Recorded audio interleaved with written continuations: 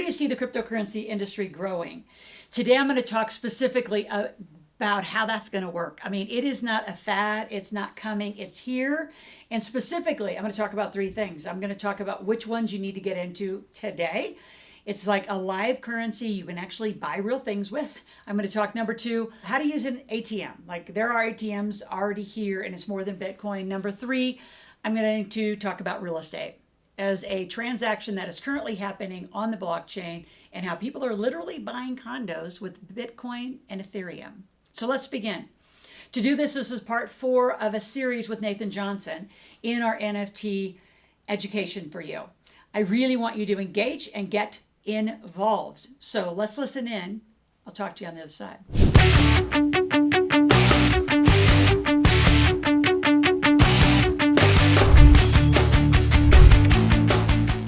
What do you see the cryptocurrency industry growing? So I'm with Nathan Johnson, who's an expert in Web 3.0. He's an online advertiser, amazing. He's made money for me when he's 13 years old, years ago, and amazing new expert in NFTs. So I wanted to talk about this new asset class, pick up from our third part. So if you've missed that, get back up to my search and look for our third part of our 4-part series where Nathan, you were talking about really, I'm going to call it the emotional arbitrage.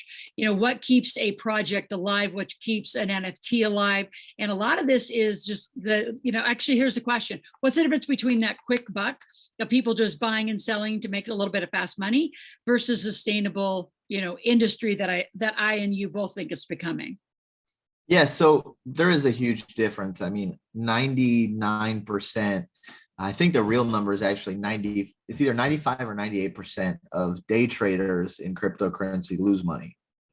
So people who are doing futures trading, so shorting, longing, they are losing a lot of money. I personally know people who've lost millions thinking that they know where the market's going, and you just have no idea with crypto. That's the difference. I mean, short term are people who are trying to put in $1 million and get out 10 the next day. Long term is more so people who are going to put in $1 million. I mean, think of how crypto was at $4,000 a month ago, and it was at $2,000 a week ago. So if you were just somebody who, like me, has a good amount of cash on hand at any given moment, ready to purchase during these downtrends. If you purchased $100,000 worth of Ethereum at 2,000, now it's at 3,000, right? So you'd be up a yearly income for some people already.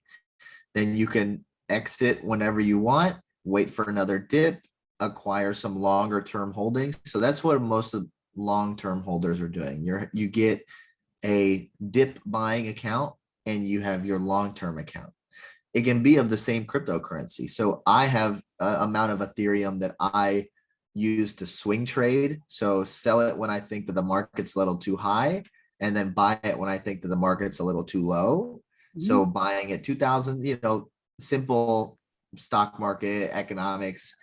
And then you have your long-term portfolio. So what I do is any money that I make from the swing trading then gets, instead of just living off of that and depositing it, or I either scale up the amount of money that I'm swing trading with, or I will transfer that over into the long-term account. So you're using this money that you're swing trading with to acquire more and more Ethereum over time, which has a massive benefit when Ethereum inevitably goes up. It's inevitable that it's going to go down. It's inevitable that it's going to go up. It's just making sure you're riding those trends properly. And so talk about those wallets. I know we're going to get back to the industry, but I know they're listening, or they write in the comments and say, so is your swing trading in a Coinbase and then you're going to a ledger? Talk about that. And then let's get back to the industry and where you see it growing. Yeah, so I use Coinbase Pro for swing trading. Yep. It's just easiest to transfer in and out of cryptocurrencies there. And anytime I have a long-term holding that I want to do, that's in my ledger. So the ledger is obviously the safest place for the most amount of money to be. And then I just swing trade with a percentage of whatever's in my ledger at any given moment. And if people are interested in doing the same, you don't even need Coinbase Pro. You can just do it on Coinbase. The reason that I like Coinbase Pro though is it's the difference of I'm going to buy here and I'm going to sell here versus I'm going to place an order to buy at this price and I'm going to automatically sell if it's at or below this price. There are ways that, same on stock trading portfolio or stock trading platforms, you can set, your limit buy, your limit sell, your stop loss. Same thing on Coinbase Pro. So it's like how any stock market swing trader would do it. There are a lot of different platforms you can do that on as well. Coinbase Pro is just the first one that I learned. And for me, it's the easiest. And if your full-time job is, trading crypto, then you're definitely using a different one. But for me, it's just something that I do as a, wake up in the morning. And if Ethereum's at 2,000, then I know I'm buying. And if I wake up and it's 4,000, then I know I'm selling. Awesome. So for those that are a little more sophisticated, just name a few more other platforms that they may want to start on for those who will. So the biggest one is Binance. You can futures trade on Binance. So that's where a lot of the experts go, but it's also super risky. So that's like on the stock market, what I do is buy and sell. But what they're doing on Binance and trading in futures is they are doing puts and calls. And that's where you can make a lot of money and also lose a lot of money. That's where you see, 100 X's in 1 hour, right? So betting on Ethereum to go down, betting on Ethereum to go up at a massive amount of potential gains and potential losses. But that's where most of the experts that I talk to are. They do futures on Binance. Interesting. So let's go to the industry. Up until COVID, right, in the pandemic 2020, whether it was that or whatever the triggering device, it's here to stay. It's a growing industry.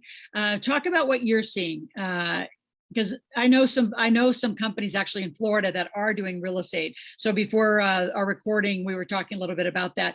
Share that transaction and how you see it and how we are knowing it's going. In fact, here in North Reno on the U.S. Parkway, there's some condos being built, and it's sort of an experiment, Nathan. But the only way you can buy them is Ethereum or Bitcoin. Like that's it. Wow. That's the only way you can buy a condo through this group. So it's here. Talk to our audience a little bit about that. Yeah, so I think that regardless of if you believe in a specific cryptocurrency, so let's say regardless of if you believe in Bitcoin or Ethereum, I think you would be stupid to not believe in the blockchain technology that built cryptocurrency. Yeah. That's where the biggest, technology always wins, right? So human capital, there's a big barrier on human capital, which is, it's more efficient to have 10 robots than 100 people. People have to sleep. People get depressed. People have different moods that affect their productivity. Computers do not, right? So computers also don't make mistakes. It's always human error. If you code a computer wrong and that's the mistake, that's human error at the end of the day.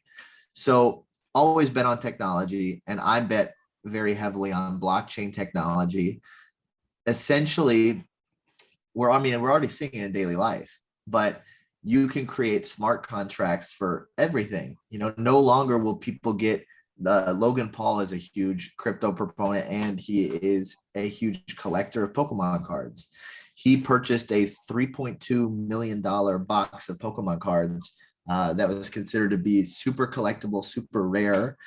And he ended up opening it up because it was sealed. It was verified by a very trusted card and collectible verification company.